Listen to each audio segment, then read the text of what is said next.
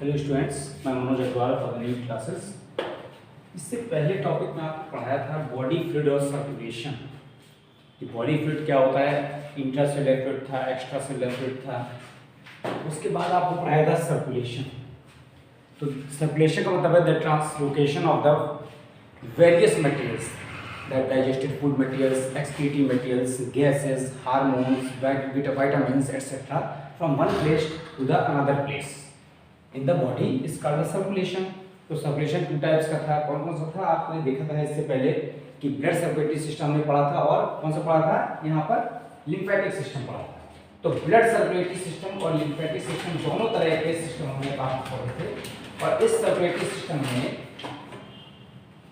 Blood circulatory system और lymphatic circulatory system, तो blood circulatory system में हमने आपको बताया था it is differentiated into 3 parts. उसको 3 पार्ट में हम स्टडी कर सकते हैं। कौन कौन सा था? ब्लड सर्कुलेटरी सिस्टम में is the blood circulatory system under 3 topics, the blood, heart as well as blood vessels.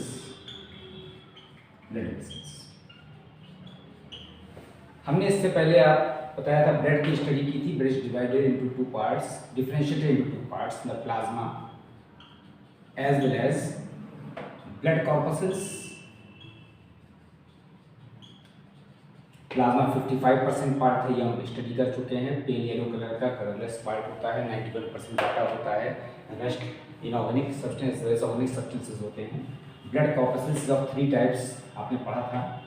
RBC that is called the also called the erythrocytes as well as the WBC.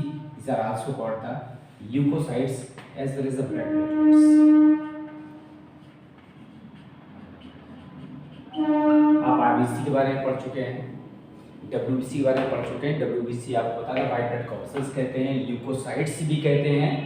As well as हमने WBC के 5 part पढ़े थे। पांचों part आपने देखा था WBC में क्या था, acidophil, basophil, neutrophil, lymphocytes and monocytes. इन पांचों की स्टडी आप कर चुके थे। WBC also called the leukocytes. तो 5 पार्ट थे और डिफरेंशिएट किया था हमने ग्रेनुलोसाइट्स। साइटोप्लाज्म कैसा था, ग्रेनुलर था। As well as a granulocytes जो साइटोप्लाज्म था वो कैसा था, क्लियर था। फिर ग्रेनुलोसाइट्स को डिफरेंशिएट कर दिया था हमने यहाँ पर, acidophil, basophil. Acidophil acidic dye को एब्जॉर्ब कर रहा था, बेसोफिल मेथिलीन ग्रुप नामक बेसिक डाई को एब्जॉर्ब कर रहा था, ये ईओसिन को एब्जॉर्ब कर रहा था।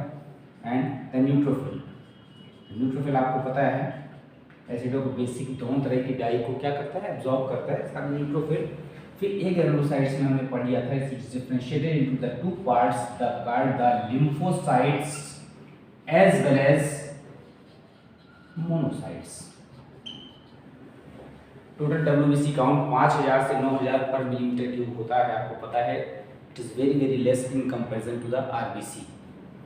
अब हमने इसकी अलग अलग काउंटिंग देखी थी। Total WBC in a particular volume is called the TLC, total leukocyte count, as well as the various types of WBC, the proportion of the various types of the WBC is called the differential leukocyte count. तो TLC DLC हमने पढ़ लिया था। अब हम RBC और WBC के बाद नेक्स्ट पार्ट में आते हैं, that is called the blood platelets. Now the blood platelets,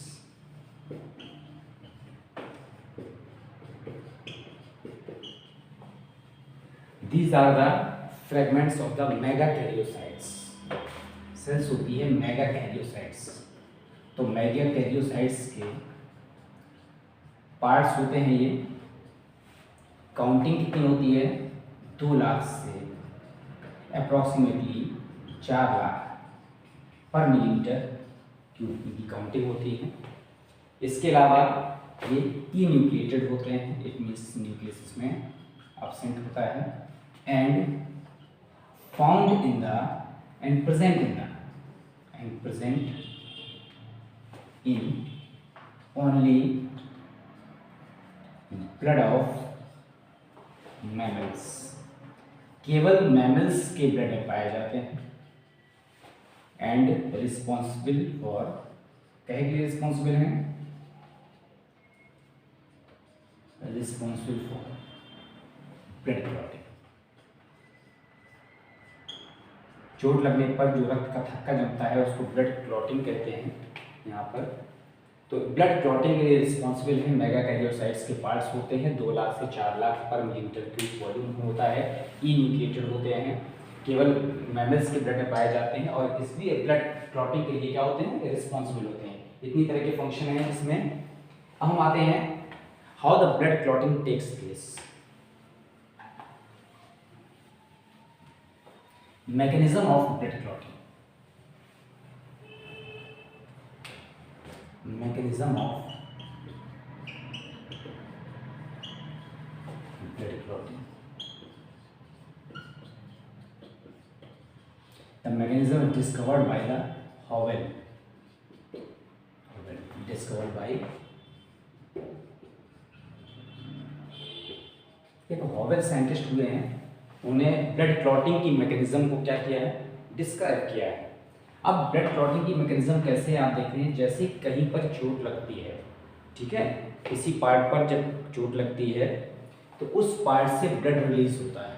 तो ब्लड रिलीज होता है तो हेपेरिन जो होता है वो ब्लड को फ्लूइड स्टेट में बनाए रखने के लिए responsive, but inside the body जैसे ही ब्लड बॉडी से बाहर आता है, एयर के कांटेक्ट में आता है, तो जो हमारा हेपेरिन है वो इनएक्टिव हो जाता है और तुरंत फाइब्रिनोजन और prothrombin protein present in the plasma synthesised into the liver becomes active.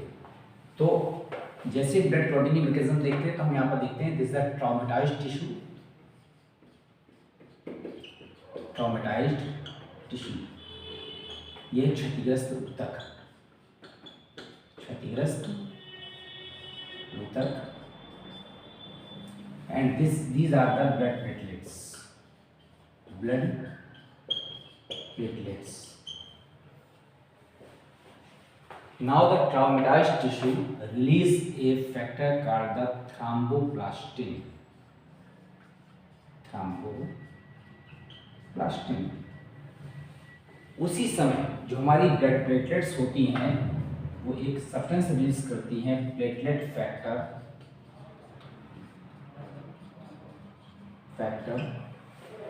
3. Both these combines in the presence of the calcium ion as well as protein. Calcium ion और protein की presence में thromboplastin as platelet factor की combine करते हैं and make the substance called the, क्या बनाते हैं, thrombo. तो ये जो सब्सटेंस बन रहा है यहाँ पर, ये हमारे ब्लड में एक प्रोटीन होती है that is called the prothrombin. तो ये जो सब्सटेंस बन रहा है थ्रोम्बिनेज, ये प्रोथ्रोम्बिन किसमें थी, ये थी ब्लड प्लाज्मा में, ब्लड प्लाज्मा में। ये प्रोथ्रोम्बिन को किसमें कन्वर्ट कर देता है, थ्रोम्बिन। जो यहाँ पर सब्सटेंस होता है इसका थ्रोम्बिनेज इज एंजाइम बन जाएगा, as well as the fibrinogen. Fibrinogen किसमें थी, यहाँ पर ब्लड प्लाज्मा में थी। The fibrinogen is converted into the fibrin with the help of the thrombin. तो ये जो फाइब्रिनोजन थी ये फाइब्रिन में कन्वर्ट हो जा रही है और फाइब्रिन क्या बना दे रहा है, ये पॉलीमर बनाता है।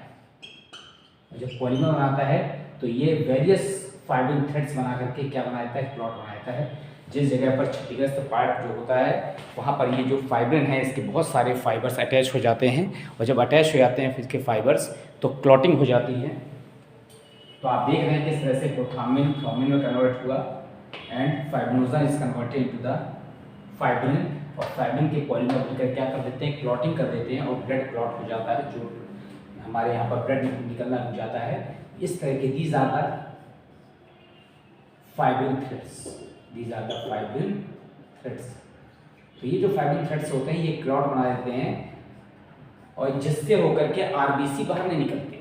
जब आरबीसी बाहर नहीं निकल पाते तो लेकिन थोड़े समय तक क्या निकलता रहता है, प्लाज्मा निकलता रहता है, तो कलरस लिक्विड बाहर आता रहता है। इसी को हम कहते हैं क्लॉट। चोट लगने से थक्का बन गया है और थक्का हमारी ब्लड को ओजेज होने से या बहने से क्या कर देता है, रोक देता है। There is a mechanism of blood clotting discovered by the Howell. अब हमने आपको देखा कि ब्लड कॉर्पस में हमने जो हमारी ब्लड कॉर्पसेल्स थी उसमें आरबीसी था, डब्ल्यूबीसी था, प्लेटलेट्स था, हमने तीनों चीज़ें पढ़ लिया। अब ये जो ब्लड क्लॉटिंग की मैकेनिज्म है ये एयर के संपर्क में आने से भर नहीं होती, ये किसी पर्टिकुलर सब्सटेंस की वॉल में अटैचमेंट होती है। अगर एक यहाँ पर एक्सपेरिमेंट किया गया जिसमें टेस्ट ट्यूब में हमने यहाँ पर चोट लगने पर जो ब्लड निकल रहा है वो टेस्ट ट्यूब में रख दिया, तो आप देखेंगे यहाँ पर जो टेस्ट ट्यूब में 2 से 8 मिनट में क्लॉटिंग होती है। ये क्या है यहाँ पर, ब्लड है, 2 से 8 मिनट में क्लॉटिंग हो जाती है। और क्लॉटिंग के लिए कौन रिस्पॉन्सिबल है, विटामिन के रिस्पॉन्सिबल है, प्रोथ्राम्बिन रिस्पॉन्सिबल है, फाइब्रिनोजेन रिस्पॉन्सिबल है। और अगर इसको पॉलीथीन की थैली में रखते हैं यहाँ पर तो हमारे ब्लड को चारों ओर से कहीं से भी कोई भी सपोर्ट नहीं मिल रहा है, तो निश्चित है कि ब्लड क्लॉट नहीं करेगा और 2 से 8 मिनट से ज़्यादा समय तक भी ब्लड में क्लॉटिंग नहीं होगी और वो किस स्टेज में रहेगा, लिक्विड स्टेज में रहेगा। तो ब्लड क्लॉटिंग के लिए अगर ब्लड किसी सरफेस का होना आवश्यक होता है। अब एक होता है हीमोपोएटिक टिश्यू। तीनों पार्ट हमने पढ़ लिए, आरबीसी, डब्ल्यूबीसी और प्लेटलेट। अब तीनों पार्ट पढ़ने के बाद हम पढ़ते हैं हीमोपोएटिक टिश्यू या हीमोपोइसिस।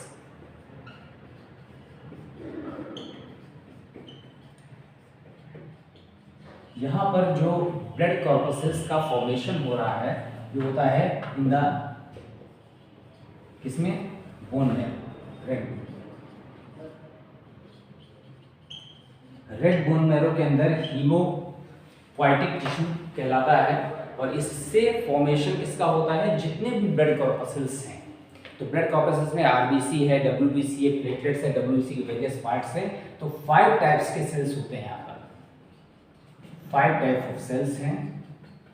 कौन कौन से हैं, एरिथ्रोब्लास्ट है, एरिथ्रोब्लास्ट से आपको पता है एरिथ्रोसाइट बनता है। The formation of the erythrocytes it means the RBC. तो आरबीसी का फॉर्मेशन हो रहा है एरिथ्रोब्लास्ट से। फिर next part the myeloblast. The myeloblast is responsible for the formation of the acidophil, basophil and neutrophil. Acidophil, basophil, neutrophil तीनों के formation के लिए रिस्पॉन्सिबल है myeloblast. The third part is the monoblast. Monoblast is responsible for the formation of the monocytes. बड़ी WBC होती हैं। Now the fourth part is called the lymphoblast. It is a special type of WBC which is responsible for the antibody formation. तो lymphoblast ही lymphocytes बनाती है और यही lymphocytes mainly antibody बनाती है। आप इस समय देख रहे हैं कोविड का बहुत ज़्यादा इन्फेक्शन चल रहा है, पेंडेमिक डिसीज़ है, तो मेनली जो लिम्फोब्लास्ट है वो लिम्फोसाइट्स बना रही हैं। और जो लास्ट पार्ट है इसमें ये mega karyoblast. Mega karyoblast is responsible for the formation of the megakaryocytes and the megakaryocytes is responsible for the formation of the blood platelets.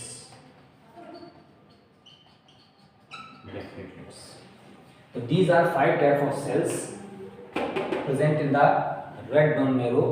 तो red bone marrow को hemopoietic tissue कहते हैं। Erythroblast is responsible for the erythrocytes formation. Myeloblast is responsible for the eosinophil, basophil, neutrophil formation. Monoblast is responsible for the formation of the monocytes and the lymphoblast is responsible for the formation of the lymphocytes, as well as megakaryoblast is responsible for the formation of the megakaryocytes. Now these are the RBC, WBC and blood plated function. हम आते हैं what is the function of blood. हम blood part पढ़ रहे हैं, तो blood का function क्या है। इन तीनों का जो सेपरेट फंक्शन है, RBC का, WBC का और प्लेटलेट का, वो सब मिलकर के आ गए हैं, कहलाएंगे the function of blood. Functions of blood.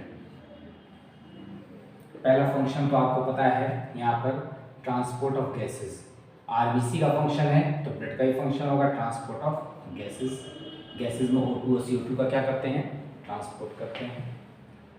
तो next function is the formation of antibody and produce immunity. शरीर को क्या देना है, इम्यूनिटी देने का फंक्शन है। ब्लड का फंक्शन है तो TWBC का फंक्शन है। द ब्लड क्लॉटिंग कब, eight the time of injury. अगर चोट लग रही है यहाँ पर तो क्या होगा, यहाँ पर ब्लड क्लॉटिंग टेक्स प्लेस। ये भी एक फंक्शन है ब्लड का, क्योंकि ये ब्लड प्लेटेड का फंक्शन है। Now the maintenance of the temperature,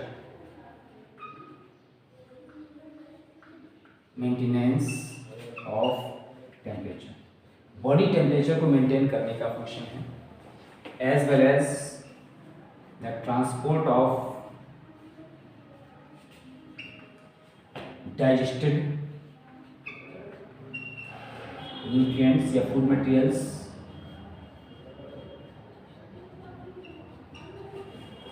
nitrogenous waste materials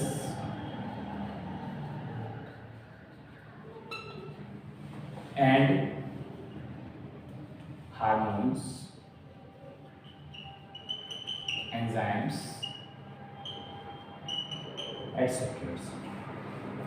These are the various functions of the blood. हम ब्लड के वेरियस फंक्शन के बाद आते हैं नेक्स्ट पार्ट में। हमने ब्लड सर्कुलेटरी सिस्टम को 3 पार्ट में स्टडी किया है, उसको डिफ्रेंशिएट किया था ब्लड में, हार्ट में और ब्लड वेसल्स में। तो ब्लड के बाद हम दूसरे फंक्शन में आते हैं, दूसरे पार्ट में, that is the main part is called the heart.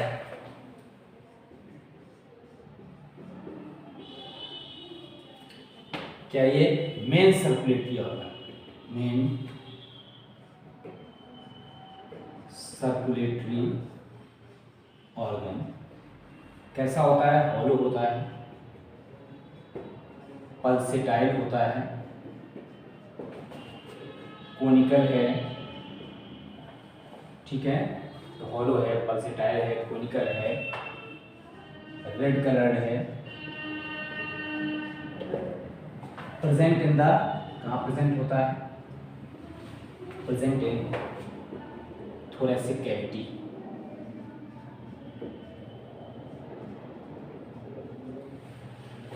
तो थोरेसिक कैविटी में बिटवीन द लंग्स के बीच प्रेजेंट है। अब लंग्स के बीच प्रेजेंट होने के अलावा जो हमारा हार्ट होता है, मेन सर्कुलेटरी ऑर्गन है, इस अंदर यही मेन रूप से ब्लड को क्या करता है, पंप करता है। तो अप्रॉक्सीमेटली जो वेट होता है, अप्रॉक्सीमेटली जो वेट होता है अप्रॉक्स 300 ग्राम होता है, ठीक है। लेंथ कितनी होती है, 12 सेंटीमीटर, ब्रेथ चौड़ाई 9 centimetre, as well as height 6 centimetre. तो ब्रेथ लेंथ और हाइट ये हो गई इसकी। अब इसके बाद 300 ग्राम वेट का हमारा मेन सर्कुलेटरी ऑर्गन है, हार्ट है। थोरेसिक कैविटी प्रेजेंट है बिटवीन द लंग्स और स्लाइटली थोड़ा सा इंक्लाइंड होता है, झुका होता है टुवर्ड्स लेफ्ट साइड, थोड़ा सा लेफ्ट साइड को झुका होता है। जो ऊपर का जो ब्रॉड पार्ट होता है और नीचे का जो कैसा पार्ट है, हॉलो पार्ट है, इसमें डिफरेंशिएट है। और जो इसकी मेम्ब्रेन होती है हार्ट की, heart wall is of 3 layer. 3 layer जो होती है, जैसा एंडोकार्डियम, आपको पता है कार्डियोलॉजी किसे कहते हैं, the branch of the biology in which we deals the study of the heart is called the cardiology. तो जो 3 लेयर्ड है हार्ट की wall, endocardium, mesocardium as well as epicardium. जो एंडोकार्डियम होता है this is the inner layer, ये inner layer है। Mesocardium क्या है, यहाँ पर मिडिल लेयर है। और जो एपिकार्डियम है ये कैसी है, ये outer layer. Now the endocardium जो इनर लेयर है that is differentiated into the endothelium. जो एंडोथीलियम है वो स्क्वेमस सेल्स की बनी हुई है, स्क्वेमस सेल्स। अब जो एंडोथीलियम है स्क्वेमस सेल्स से बनी हुई है, इसके बाहर की तरफ बेसमेंट मेम्ब्रेन है, बेसमेंट मेम्ब्रेन। अब ये दोनों पार्ट किस में थे, एंडोथीलियम में। जो बेसमेंट मेम्ब्रेन हो गई, इसके बाद हम आते हैं, ये दोनों पार्ट किसके थे, एंडोथीलियम में। हम आते हैं मीसोथीलियम। इसके बाद की लेयर मीसोथीलियम है, तो मीसोथीलियम बनी होगी किससे, मायोकार्डियम से,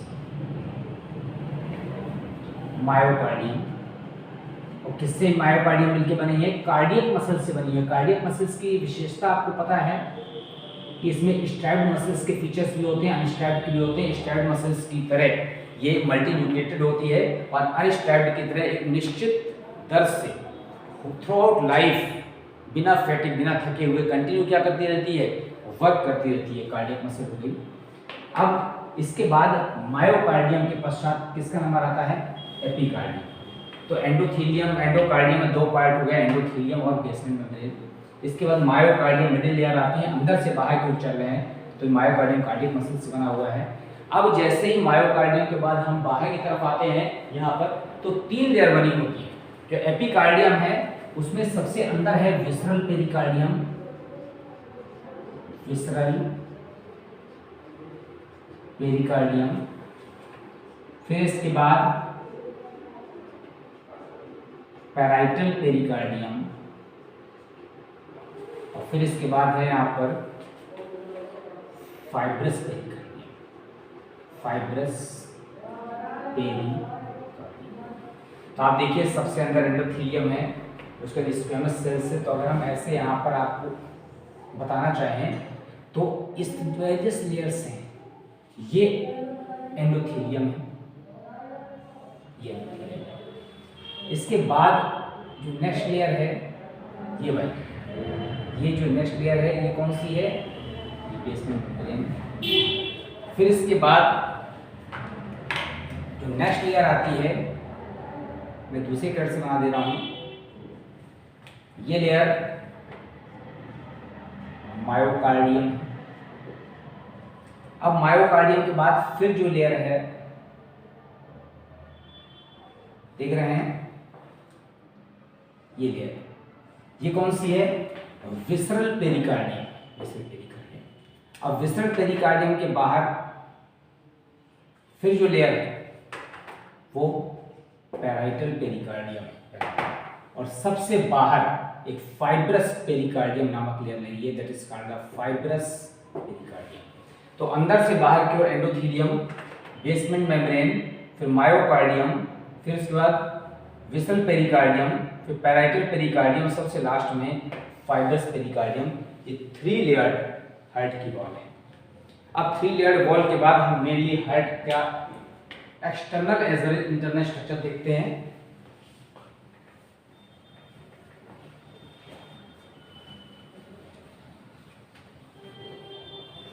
जो फाइब्रस पेरिकार्डियम है वो हार्ट को अटैच रखती है, पूरी सरफेस से एक तरफ डायफ्राम से, ताकि वो अपने प्लेस पर ही क्या रहे, स्टेब्लिश रहे, यहाँ वहाँ शिफ्ट ना हो। अब जब हम हेड का स्ट्रक्चर बनाते हैं तो हेड का स्ट्रक्चर जो है ट्रायंगुलर होता है, आपको पता है।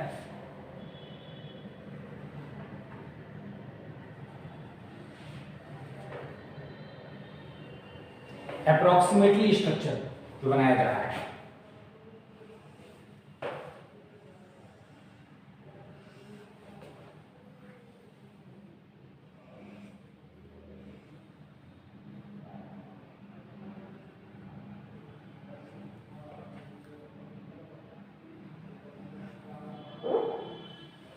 Is the general structure of the head. अब जो आप हेड का स्ट्रक्चर देखते हैं,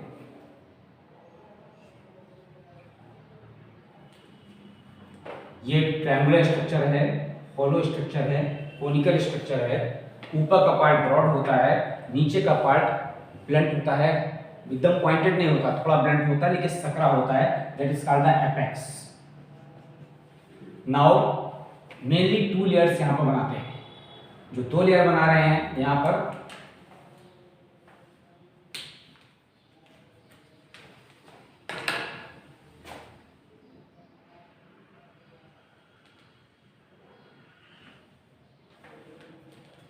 the outer layer is called the visceral pericardium. This is the parietal pericardium,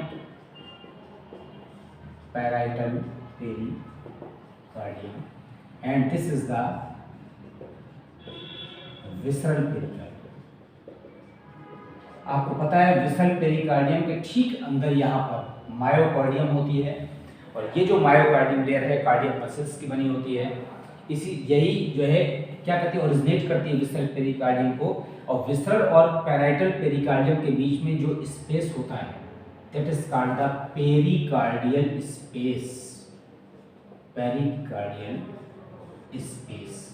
और बहुत कम लिक्विड इसके बीच में कलेक्ट रहता है, और जो इकट्ठा हो जाता है लिक्विड यहाँ पर, वो इन दोनों मेम्ब्रेन को क्या करता है, आपस में चिपकाए रहता है। इसी कारण से दोनों मेम्ब्रेन मॉइस्ट बनी रहती है। और ये जो स्ट्रक्चर है यहाँ पर,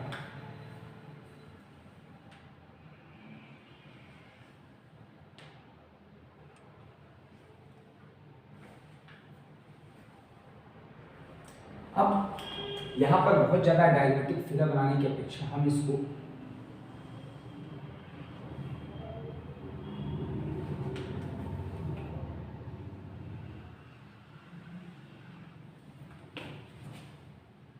ओके। अब यहाँ पर ये जो पार्ट है, this membrane which divides the heart into 2 parts, पहले 2 पार्ट में इसको क्या कर रही है, डिवाइड करिए। तो this is called the auriculo ventricular septum, this is called the auriculo ventricular septum. तो ऑरिकुलो वेंट्रिकुलर सेप्टम ऑरिकल ऊपर वाले ब्रॉड पार्ट को निचले वाले नैरो पार्ट से क्या करिए, पृथक करिए। तब ऊपर वाला पार्ट क्या कहलाएगा, ऑरिकल, और नीचे वाला पार्ट क्या कहलाएगा, ventricle. Now there is the another membrane,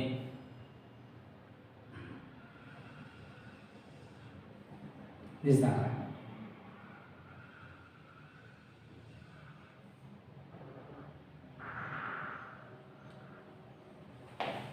it divides the auricle into 2 parts and ventricle into 2 parts. This is called the interauricular septum. Interauricular Hindi में कहते हैं आंतर आलिंदीय पट, ये कहलाता है यहाँ पर आलिंद निलयी पट। Now this is the inter ventricular septum,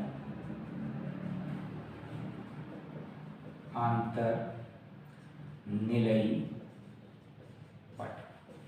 आप देख रहे हैं ये जो मेन सेप्टम था ये ऊपर के ब्रॉड पार्ट को नीचे के नैरो सकरे पार्ट से सेपरेट करता है, इसको कहते हैं आलिंद निलयी पट। समझिए ऊपर का पार्ट आलिंद हो गया, नीचे का पार्ट निलय हो गया। अब आलिंद और निलय दोनों एक पार्टीशन द्वारा दो पार्ट बटे हुए हैं। यहाँ पर आलिंद भी दो पार्ट में डिस्ट्रीब्यूट हो गया और आपका निलय भी दो पार्ट में डिस्ट्रीब्यूट हो गया। तो आलिंद को दो भाग में बांटे वाली जो सेप्टम है इसका इंटर ऑरिकुलर सेप्टम अंतर आलिंदी पट और ये आंतर निलयी पट। अब हार्ट आपको 4 चैम्बर दिखाई पड़ रहा है। जो आलिंद होता है, आलिंद को इंग्लिश में ऑरिकल बोलते हैं और ए से रिप्रेजेंट करते हैं, और जो निलय होता है उसको इंग्लिश में वेंट्रिकल बोलते हैं, वेंट्रिकल, और उसको वी से क्या करते हैं, रिप्रेजेंट करते हैं। और हमारे जो राइट हैंड पर है वो लेफ्ट ऑरिकल है, ये राइट ऑरिकल है, ये लेफ्ट वेंट्रिकल है और ये राइट वेंट्रिकल है। There are 4 chamber in the heart. Heart में आपको 4 चैम्बर दिखाई दे रहे हैं और चारों ओर से डबल लेयर से घिरा हुआ है। बीच में पेरिकार्डियल स्पेस है जिसके बीच में contain the pericardial fluid, containing pericardial fluid. इसको शॉक से बचा रहा है पेरिकार्डियल फ्लूइड। इसके अलावा इसकी मेम्ब्रेन को मॉइस्ट किए हुए हैं। मॉइस्ट करने के अलावा यहाँ पर इसको क्या कर रहा है, दोनों लेयर्स को आपस में चिपकाए हुए हैं और ड्राई होने से बचा रहा है। तो अब आप देख रहे हैं यहाँ पर आपको 4 चैम्बर हेड दिखाई दे रहे हैं, right and left auricle, right और लेफ्ट ऑरिकल। आप देख रहे हैं यहाँ पर कि जो मेम्ब्रेन होती है ऑरिकल की वो पतली होती है in comparison to the ventricle. तो जो वॉल है, तो ऑरिकल की वॉल यहाँ पर सकरी पतली होती है, थिन होती है, और वेंट्रिकल की वॉल क्या होती है, ब्रॉड होती है, थिक होती है। और राइट वेंट्रिकल की तुलना में लेफ्ट वेंट्रिकल की लेंथ ज़्यादा है लेकिन डायमीटर क्या है, कम है। तो ये पतला है लेफ्ट वेंट्रिकल लेकिन लंबा है, राइट वेंट्रिकल थोड़ा सा ब्रॉड है लेकिन उसका जो लेंथ है वो क्या है, थोड़ी कम है। इस तरह राइट ऑरिकल बड़ा है, लेफ्ट ऑरिकल थोड़ा छोटा है। अब 4 चैम्बर पढ़ने वाले राइट और लेफ्ट ऑरिकल में हम देखते हैं कि किस प्रकार से इसमें लिगामेंट एक दूसरे को क्या करना है, कनेक्ट करना है। तो इस जगह पर सबसे मेन होता है, एक पोर होता है यहाँ पर फोसा ओवैलिस। हार्ट में राइट ऑरिकल, लेफ्ट ऑरिकल और राइट वेंट्रिकल और लेफ्ट वेंट्रिकल के बीच में इधर पर एक पोर है, that is called the fossa ovalis. This is the pore, this called the fossa ovalis, ठीक है। And here also a small pore is called the coronary sinus, coronary sinus। जो कोरोनरी साइनस होता है actually heart की wall में जो vein heart की wall से इम्प्योर ब्लड ला रही है, तो इम्प्योर ब्लड लेकर के कोरोनरी साइनस नामक पोर से कहाँ खुल जाती है, राइट ऑर्गन खुल जाती है। दिस वेरियस वॉल्व्स, यहाँ पर एक विशेष प्रकार का वॉल्व होता है, that is called the Thebesian valve. तो कोरोनरी साइनस में जो थेबेशियन वॉल्व उपस्थित होता है, ये हमको इंपॉर्टेंट पार्ट देखना है। जो यूस्टेकियन वॉल्व है और जो थेबेशियन वॉल्व है, तो कहाँ पर पाया जाता है, it is called the contain Thebesian valve, Thebesian valve.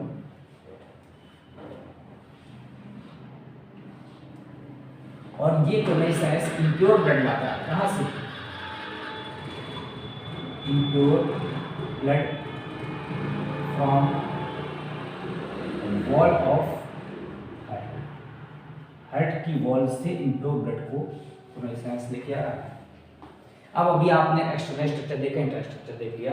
अब between the right auricle left, between the right auricle and right ventricle there are 3 unidirectional valves which carry the blood only from the right auricle to right ventricle. Now these 3 valves are called the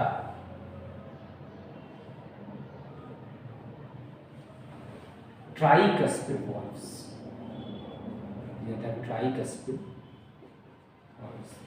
As well as two valves are present between the left auricle and left ventricle. They are also unidirectional and carry the blood only from the left auricle to the left ventricle.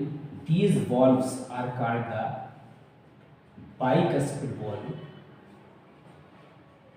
as well as mitral valve. Now this is the wall of the left ventricle, this is the wall, and this is the right ventricle wall. So these valves, these valves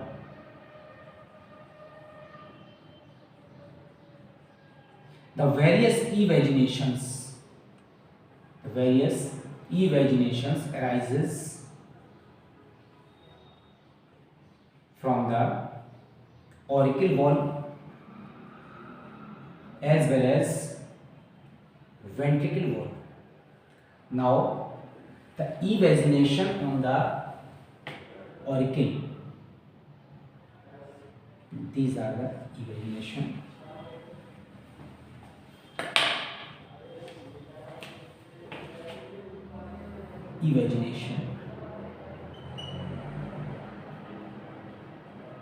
On auricular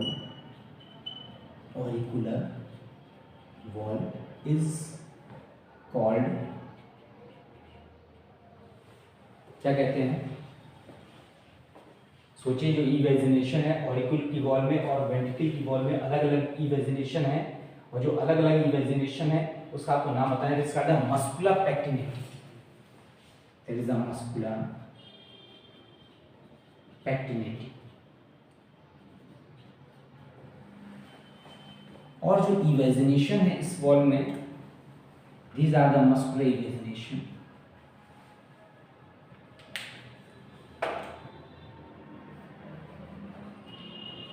Evagination on ventricular wall. Ventricular wall is called. अब अलग अलग है, right ventricle में अलग इवेजिनेशन है, left ventricle में अलग इवेजिनेशन है. तो आपको जो इवेजिनेशन के नाम है ये ध्यान रखना है कि राइट वेंट्रिकल में कौन सा है और लेफ्ट वेंट्रिकल में क्या है. तो कॉलोनी कॉर्नी कहते हैं यहाँ पर लेफ्ट वेंट्रिकल में, colony corny also called the papillary muscle. Papillary muscle as well as these evagination, ये जो evagination है is called the trabeculae cornea. Trabeculae cornea in the ventricle wall of the right ventricle. तो right ventricle में जो इवेजिनेशन है ये क्या है, यहाँ पर ट्रैबेकुलरी कॉर्नी है. लेफ्ट वेंट्रिकल में जो इवेजिनेशन है वेंट्रिकल की वॉल में उसे कहते हैं columnae carneae papillary muscles. As well as जो टेंडॉन्स जो होते हैं यहाँ पर, ये पार्ट है टेंडॉन्स.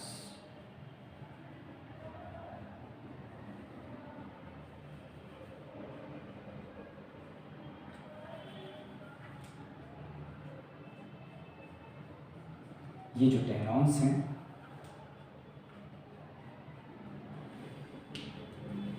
दोनों टेंडॉन्स, tendon on tricuspid and bicuspid valve are called. ये जो टेंडॉन्स बने हुए हैं जो ट्राइकस्पिड और बाइकस्पिड वॉल्व पे होते हैं, हमको इन टेंडॉन का नाम याद रखना है. ये जो टेंडॉन हमारे बाइकस्पिड और ट्राइकस्पिड वॉल्व पे बने हुए हैं इनको कॉर्डी टेंडनी कहते हैं. क्या कहते हैं? कॉर्डी टेंडनी. कॉर्डी टेंडनी. अब देखिए आप, ये हमने अभी तक हार्ट का इंटरनल स्ट्रक्चर देख लिया, कौन कौन से टेंडॉन है, कौन कौन सी इवेजिनेशन है. ठीक है, कौन सी वॉल है, कहाँ पर कौन सा पोर है, इंटरऑरिकुलर सेप्टम क्या है, इंटरवेंट्रिकुलर सेप्टम क्या है, ऑरिकुलोवेंट्रिकुलर सेप्टम क्या है, ट्राइकस्पिड वॉल्व कौन से हैं, बाइकस्पिड वॉल्व कौन से हैं। ये हार्ट का आपने इंटरनल स्ट्रक्चर देख लिया। अब इंटरनल स्ट्रक्चर देखने के बाद हम हार्ट की देखते हैं यहाँ पर कि किस तरह से इसकी मैकेनिज्म है। ठीक है, मैकेनिज्म कैसे पढ़ेंगे। ये राइट ऑरिकल में, पूरी राइट ऑरिकल में यहाँ पर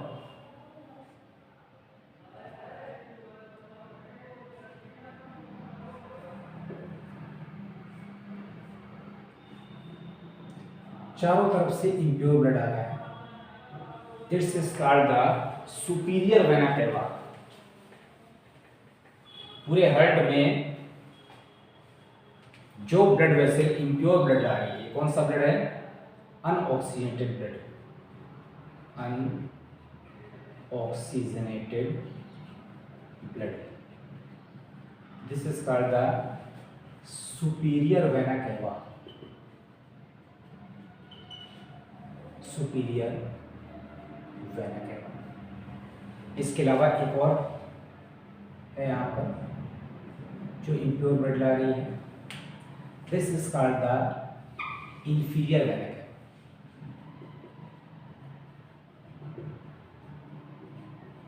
वेना कैवा किसको कहते हैं, जो लार्ज वेन होती है उसको वेना कैवा कहते हैं। पूरी बॉडी से इंप्योर ब्लड कलेक्ट कर रही है ये, और इंप्योर ब्लड दोनों में है, यहाँ पर सुपीरियर वेना कैवा में, इंफीरियर वेना कैवा में भी है।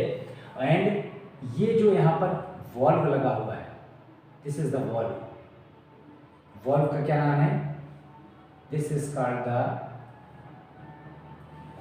देखिए जो थेवेशियन वॉल्व था वो कोरोनरी साइनस में था, और यहाँ पर जो वॉल्व इसका यूस्टेकियन वॉल्व, यूस्टेकियन वॉल्व। ये जो यूस्टेकियन वॉल्व है,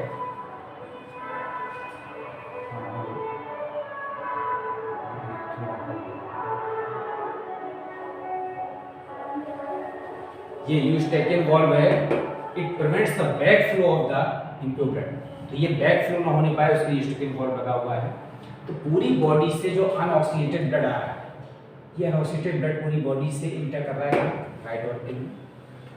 अब फ्रॉम द, अभी पूरे हार्ट के जितने भी वॉल्व हैं और जितने भी चैम्बर हैं, चारों चैम्बर, सब में कंटिन्यूस सिस्टोलिक और डायस्टोलिक कंडीशन होता है। सिस्टोल में ब्लड को क्या करते हैं, यहाँ पर इसकी वॉल को कंप्रेस करते हैं, इसका अलग सिस्टोल, जब वापस आती है इसका अलग डायस्टोल। तो जो ऑरिकल होते हैं, ऑरिकल के सिस्टोल और डायस्टोल का समय 0.1 सेकेंड और 0.7 सेकेंड होता है। सिस्टोलिक टाइम 0.1 सेकेंड और डायस्टोलिक टाइम 0.7 सेकेंड। और जो वेंट्रिकल है इसका सिस्टोलिक टाइम 0.3 सेकेंड और डायस्टोलिक टाइम 0.5 सेकेंड, दोनों का 0.8 सेकेंड होता है। और 70 से 72 पर मिनट क्या करता है, हार्ट पंप करता है। तो यूस्टेकियन वॉल्व से पूरी बॉडी से अनऑक्सीजनेटेड ब्लड आ रहा है। ये अनऑक्सीजनेटेड ब्लड यहाँ पर सुपीरियर इंफीरियर वेना कैवा से आता है। अब इसके बाद the impure blood enters into the right auricle when the right auricle contracts. अब जब राइट ऑरिकल कॉन्ट्रैक्ट करती है तो these valves become open and the impure blood enters into the right ventricle. Impure blood कहाँ जाता है, right ventricle में। Now the right ventricle contracts, पहले सिस्टोल करेगी, ब्लड से फिलअप होगा, और जैसे ये कॉन्ट्रैक्ट करेगी at the time of contraction of right ventricle these valves become closed. जो ट्राइकस्पिड वॉल्व है वो क्लोज हो जाते हैं एंड द इंप्योर ब्लड, मैंने आपको समझाने के लिए बनाया, वैसे ऐसे निकलती है। द इंप्योर ब्लड यहाँ से निकल रही है, कहाँ जा रही है, टू द लंग्स। तो ये अनऑक्सीजनेटेड ब्लड है, और जो यहाँ पर इसको ले जा रही है उसको कहते हैं आर्टरी। इस कॉल्ड द पल्मोनरी एरोटा। मैंने बताया था जब पल्मोनरी वर्ड यूज करते हैं तो हमारी आर्टरी या एरोटा इंप्योर ब्लड ले जाता है, पल्मोनरी वर्ड बदल जाता है। नॉर्मली आर्टरी या एरोटा प्योर ब्लड ले जाते हैं, but in case of pulmonary it carry the impure blood. This called the pulmonary aorta. कहाँ ले जा रहे हैं, to lungs and kidney. Lungs में और किडनी में ले जा रही है इंप्योर ब्लड को, ताकि ब्लड का ऑक्सीजनेशन हो सके, क्योंकि ये कौन सा ब्लड है, इंप्योर ब्लड है। तो ये जो हमारा पल्मोनरी, तो ये जो आपका पल्मोनरी एरोटा है ये लंग्स में ले जा रहा है, और लंग्स के अलावा कहाँ ले जा रहा है, इसको किडनी में ले जा रहा है इंप्योर ब्लड को। अब ये पल्मोनरी एरोटा मैंने आपको समझने के लिए यहाँ से बनाया, ये एक्चुअली ऐसे ओरिजिनेट होता है। तो ये हम यहाँ से इसको ऐसे बना सकते हैं डॉट डॉट करके, ये ओरिजिनेट हो रहा है, इट कैरी द ये आपकी निकल रही, this is called the pulmonary aorta. ठीक है। Now the blood after oxygenation, जब लंग्स में किडनी में जाता है तो लंग्स में ऑक्सीजनेट हो जाएगा, किडनी में फिल्टर हो जाएगा, तो जो प्योर ब्लड आ रहा है वो प्योर ब्लड यहाँ से एंटर करता है via this tube. This is called the pulmonary vein, इसको छोटा लिख दे रहे हैं, this is called the pulmonary vein. और पल्मोनरी वेन कौन सा ब्लड लाएगी? Oxygenated blood. The pulmonary vein carry the oxygenated blood from the lungs and kidney up to the left auricle। तो आप देख रहे हैं पूरे राइट में impure blood था, लेफ्ट ऑरिकल ब्लड आया। When the blood enters into left auricle and left auricle contract करेगी, so the bicuspid as well as mitral valve becomes open, valve open हो जाएंगे और ये प्योर ब्लड कहाँ जाएगा? लेफ्ट वेंट्रिकल में। And due to contraction of the left ventricle, जब left ventricle contract करेगी तो क्या होगा कि ये वॉल्व्स बिकम क्लोज्ड हो जाएंगे और ये जो प्योर ब्लड है ये जिस ट्यूब से होकर के निकलेगा that is called the systemic aorta. Is the systemic aorta. कौन सा ब्लड लिए है? प्योर ब्लड या ऑक्सीजन ब्लड कहाँ ले जा रहा है? पूरी बॉडी में ले जा रहा है, टू बॉडी। अब समझने के लिए आपको ऐसे बना दिया, लेकिन ये ऐसे नहीं करता है, तो ये यहाँ पर इस तरह से क्रॉसिंग होती है।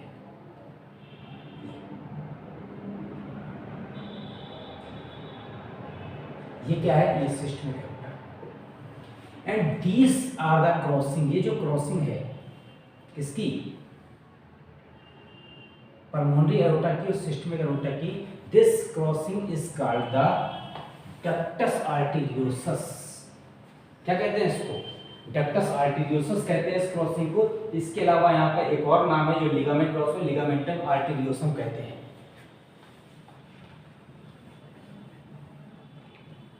यहाँ पर हम लिख सकते हैं the crossing ligament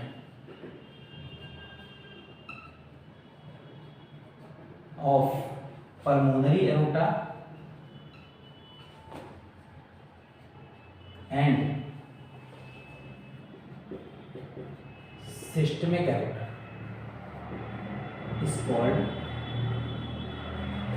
ligamentum arteriosum, ligamentum arteriosum, also called the ductus arteriosus, ये ductus arteriosus।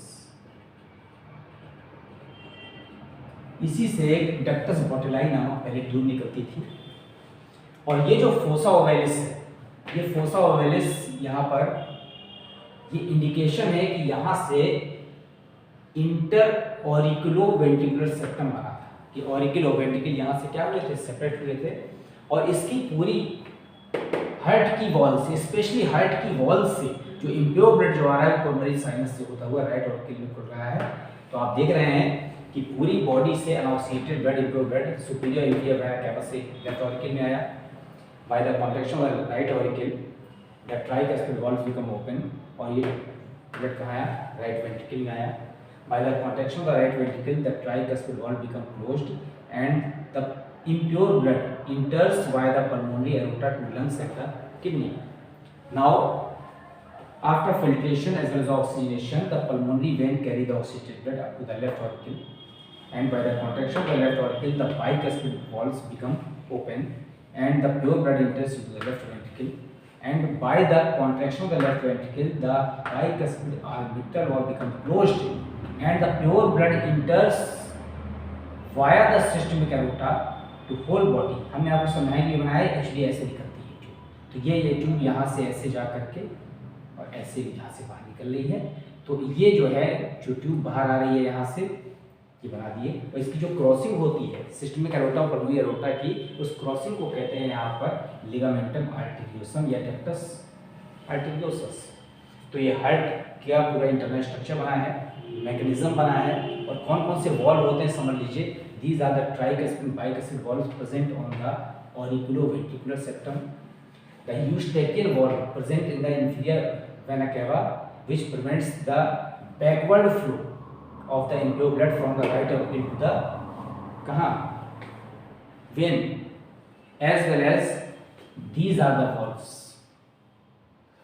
These are the valves called the semilunar valves. कौन से हैं? Semilunar valves. ये भी बैकवर्ड फ्लो को रोकते हैं। जब ये कॉन्टैक्ट करते हैं तो ब्लड यहाँ से प्रेशर से निकलता है, जब ये एक्सपेंड करते हैं कॉन्ट्रैक्शन के बाद क्या करते हैं, डायस्टोल कंडीशन में आते हैं, तो ब्लड वापस ना आ जाए, इसलिए वापस आने के बैक फ्लो को ये वॉल्व क्या कर देते हैं, रोक देते हैं। These are called semilunar valves. और Eustachian valve inferior vena cava में है, और थेवेशियन वॉल्व कहाँ है, कोरोनरी साइनस में है। तो ये पूरी मैकेनिज्म है हार्ट की। और मैकेनिज्म के अलावा क्या हो गया यहाँ पर, हार्ट का structure as well as function की हार्ट कैसे वर्क कर रहा है। अब हम आते हैं यहाँ पर कि कार्डियक साइकिल, कि हार्ट जो हमारा जो वर्क कर रहा है तो उसका जो फंक्शन है, कार्डियक साइकिल।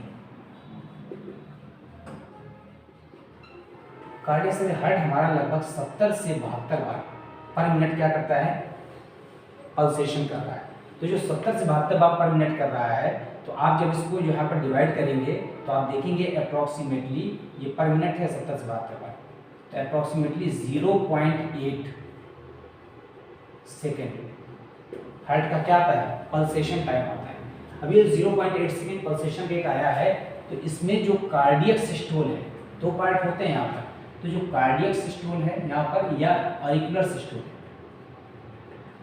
ऑरिकुलर सिस्टोल और डायस्टोल, इसका टाइम होता है 0.1 सेकेंड और इसका होता है 0.7 सेकेंड। और जो वेंट्रिकुलर सिस्टोल होता है, वेंट्रिकुलर सिस्टोल और डायस्टोल,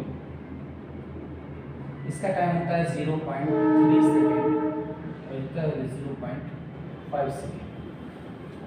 तो अब कार्डियक साइकिल क्या है, all the process takes place between the end of the one heartbeat up to the end of the second heartbeat। एक हार्टबीट के समाप्त होने से लेकर दूसरे हार्टबीट के कंप्लीट होने तक जितनी भी फिनोमिनाज हो रही हैं, that is called the cardiac cycle. तो कार्डियक साइकिल में दोनों ऑरिकल सिस्टोल करते हैं और डायस्टोल करते हैं, और दोनों वेंट्रिकल सिस्टोल करते हैं और क्या करते हैं, डायस्टोल करते हैं। तो ये जो सिस्टोलिक और डायस्टोलिक कंडीशन है, इस कार्डियक साइकिल। और कार्डियक साइकिल में हमारा जो हार्ट है वो ठीक से कॉन्ट्रैक्शन और एक्सपेंडेशन कर रहा है, ठीक से सिस्टोल और डायस्टोल कर रहा है नहीं, इसका पता लगाने के लिए जो इंस्ट्रूमेंट होता है, उस इंस्ट्रूमेंट को हम क्या कहते हैं, उसको कहते हैं यहाँ पर ECG। अगर हार्ट में कोई प्रॉब्लम आ रही है, ठीक है, मैं इसको इरेज कर रहा हूँ तो ये स्पेस हो जाएगा। एक टॉपिक आता है यहाँ पर ECG,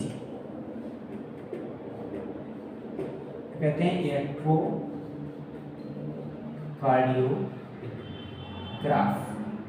this instrument which recorded the electrical signal as well as activity of the heart.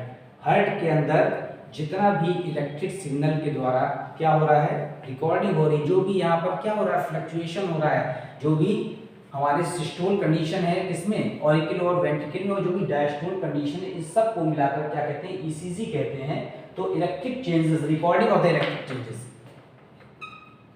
Recording of electric changes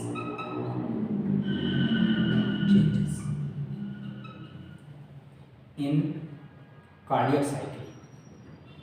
एक कार्डियक साइकिल जो भी इलेक्ट्रिक चेंजेस रिकॉर्ड हो रहे हैं इज नोन एज, क्या कहते हैं इसको, ECG, electrocardiograph. And this technique is called the electrocardiography and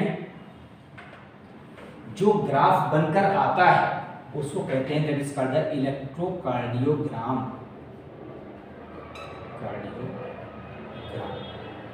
तो ये इंस्ट्रूमेंट है इलेक्ट्रोकार्डियोग्राफ, इंस्ट्रूमेंट जिससे हार्ट की एबनॉर्मेलिटी का पता लगाया जा सकता है कि हार्ट हमारा नॉर्मल फंक्शन कर रहा है कि एबनॉर्मल फंक्शन कर रहा है। अब ईसीजी का जो डिस्कवरी की थी वो साइंटिस्ट हैं यहाँ पर एंथ्रोमैन, जो उन्हें फादर ऑफ ईसीजी कहते हैं, फादर ऑफ ईसीजी एंथ्रोमैन। अब ईसीजी का जो ग्राफिकल रिप्रेजेंटेशन है ना, graphical representation of the cardiac cycle, तो जो भी इवेंट्स हो रहे हैं उसको कैसे बना सकते हैं। देखिए ईसीजी, अगर आपको ईसीजी पहचानना, आइडेंटिफाई करना है कि हमारा हार्ट ठीक से काम कर रहा है, किसी पेशेंट का नहीं कर रहा है, तो उसमें नॉर्मली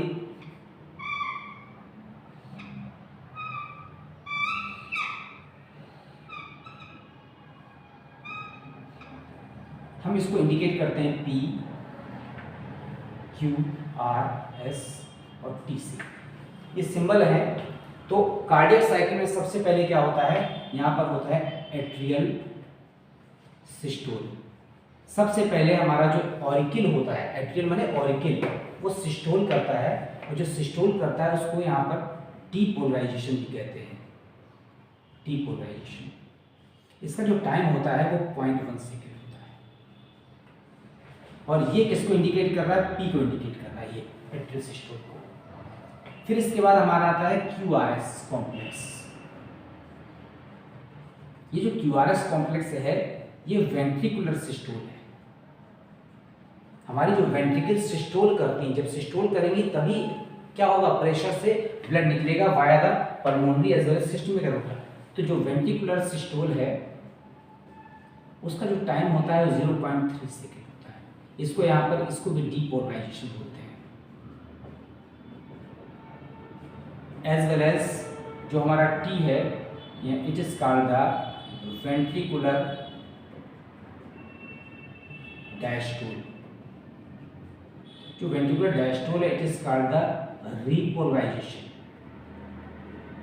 क्या बोलते हैं इसको, रीपोलराइजेशन बोलते हैं। इसका जो टाइम होता है 0.5 सेकेंड होता है। ये इवेंट्स होते हैं इस तरह का। अगर आपको साइकिल दिखाई पड़ रहा है that is called the normal ECG, और अगर हमारा हार्ट ठीक से फंक्शन नहीं कर रहा है तो ये जो फ्लक्चुएशन है, इसका जो टाइम इंटरवल है वो डिस्टर्ब हो जाएगा, it's called the abnormal ECG. और इससे हार्ट की एबनॉर्मलिटी को हम पता लगा लेते हैं। तो ये पी, क्यू, आर, एस और ये टी, ये जो कॉम्प्लेक्सेस हैं, ये हार्ट की एबनॉर्मलिटी को पता लगाने के लिए होते हैं। इसके बाद हम आते हैं यहाँ पर कि हार्ट साउंड, हार्ट का इसके अलावा भी पता लगा सकते हैं कि वो नॉर्मल फंक्शन कर रहा है कि नहीं नॉर्मल फंक्शन कर रहा है। एक और इंस्ट्रूमेंट होता है that is called the stethoscope. Stethoscope क्या होता है, जो गले में डॉक्टर लगाए रहते हैं, ठीक है, उससे हार्ट की साउंड सुनते हैं। कौन कौन से हार्ट की साउंड होती है, ये आप देख रहे हैं, these are the tricuspid and bicuspid valves. तो हार्ट में जो साउंड होती है, to check the heart sound,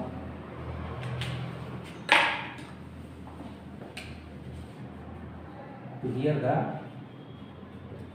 heart sound. अगर हमको हार्ट का साउंड सुनना है तो स्टेथोस्कोप इंस्ट्रूमेंट यूज होता है। तो this are two types of the sound, this called the lub and the dub. वैसे 4 टाइप के साउंड होते हैं, लेकिन मेनली 2 टाइप के साउंड है जो क्लियरली हम सुन सकते हैं। तो जैसे ही हार्ट यहाँ पर कॉन्ट्रैक्ट करता है, जब कॉन्ट्रैक्ट करता है तो bye the contraction of the ventricles the tricuspid and bicuspid valves become closed. तो जैसे यहाँ पर जो ट्राइकस्पिड वॉल्व है, ट्राइकस्पिड जो एंड बाइकस्पिड, ये वॉल्व्स जब क्लोज होते हैं तो क्लोज होने से जो साउंड उत्पन्न होता है दैट इज कॉल्ड द लब। जैसे ये क्लोज होंगे तो प्रेशर बढ़ जाएगा and the blood carry out by the pulmonary artery as well as systemic aorta. अब जैसे ये सिस्टोल के बाद नॉर्मल डायस्टोल कंडीशन में आएगा, हार्ट फिर से एक्सपेंड करेगा, तो ये जो वॉल्व हैं, ये वाल्व पहले ओपन थे, अभी वाल्व क्लोज होंगे, नहीं तो ये ब्लड वापस कहाँ जाएगा, हार्ट में आ जाएगा। तो कहाँ तक पहुंचेगा, टारगेट तक नहीं पहुंचेगा। इसलिए वहां तक रोकने के लिए यहाँ पर जो हमारे सेमील्यूनर वॉल्व्स हैं, ये वाले जो वॉल्व्स हैं दोनों सेमील्यूनर, तो अब क्या होगा, सेमील्यूनर वॉल्व्स क्लोज हो जाते हैं, सेमील्यूनर वॉल्व क्लोज्ड, और तब जो साउंड उत्पन्न होता है जिसका डब। तो ये जो लब और डब साउंड है ये स्टेथोस्कोप से इनको क्लियर सुन सकते हैं। जैसे आपको एक्सपर्ट हो जाए, धीमे धीमे नल नीचे बाल्टी लगा दीजिए और वहां से हट जाइए, तो कुछ दिनों बाद आपको साउंड धीमे धीमे क्लियर होने लगेगा कि बाल्टी आधी भर गई है, पूरी भर गई है। इसको जो हम सुन सकते हैं, आइडिया लगा लेते हैं। इसी तरह से स्टेथोस्कोप द्वारा डॉक्टर एक निश्चित समय सीमा पर देख लेते हैं कि जो साउंड है वो क्लियर है कि ब्लड है। अगर साउंड क्लियर नहीं आ रहा है, इसका मतलब हमारे जो वॉल्व्स हैं वो ठीक से फंक्शन नहीं कर रहे, कि वो ठीक से बंद नहीं हो पा रहे, और जब वॉल्व ठीक से बंद नहीं हो पाएंगे तो ब्लड का प्रेशर नहीं बनेगा, तो उसे कहते हैं कि वॉल्व खराब हो गए। नॉर्मली हम लोग बात कहते हैं किसी से कि किसी बच्चे का उसका वॉल्व खराब, वॉल्व नहीं खराब, वॉल्व माने कपाट। अगर ये वॉल्व ठीक से बंद नहीं होंगे या ठीक से ओपन नहीं होंगे तो यहाँ पर हमारे हार्ट जब इसमें पंप करेगा, कॉन्ट्रैक्ट करेगा या एक्सपेंड करेगा तो ब्लड का प्रेशर नहीं बनेगा। ये ब्लड का प्रेशर नहीं बनेगा तो पूरी बॉडी तक ब्लड का डिस्ट्रीब्यूशन नहीं हो पाएगा। इसको सुनने के लिए स्टेथोस्कोप इंस्ट्रूमेंट यूज करते हैं। अब हम आते हैं इसके बाद blood pressure as well as pulse. Blood pressure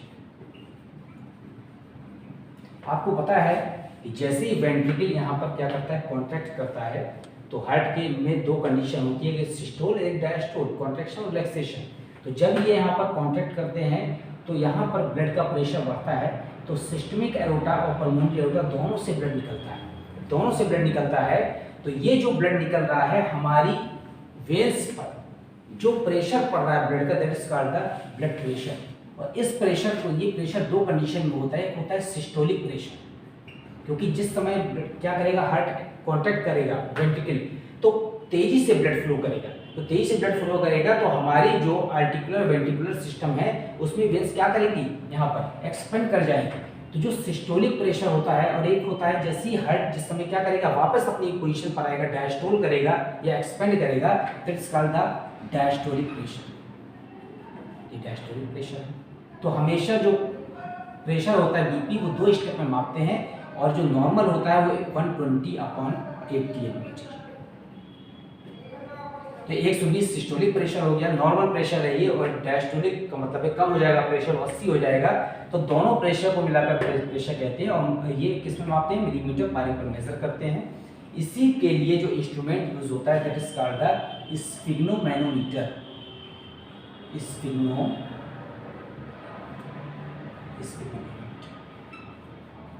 जो हाथ में लपेटा जाता है, आपने देखा है तो इलेक्ट्रॉनिक दिया गया, इस स्फिग्नोमैनोमीटर से हम बीपी को क्या कर लेते हैं, मेजर कर लेते हैं।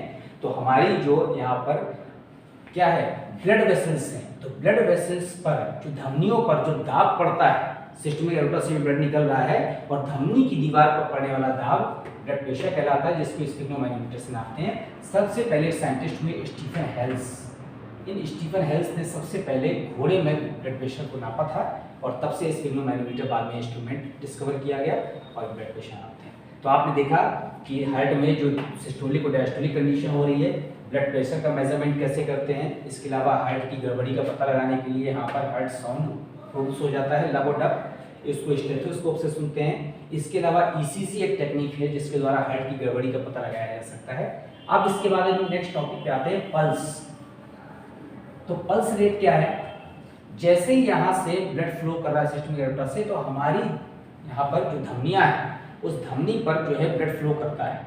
तो जब कॉन्ट्रैक्शन और रिलैक्सेशन होता है उसके कारण से बार बार रिदम उत्पन्न होती है, और उस रिदम को हम क्या कहते हैं, पल्स कहते हैं। तो पल्स को हार्ट बीट भी कहते हैं। तो ये जो हार्ट बीट है, हमारा हार्ट नॉर्मली 70 से 72 बार पर मिनट क्या करता है, पंप करता है। पंप में दोनों पार्ट आते हैं, सिस्टोल भी और डायस्टोल भी। तो आपको पता है कि अगर हम यहाँ पर 1 मिनट में 60 सेकंड होते हैं, तो अगर एक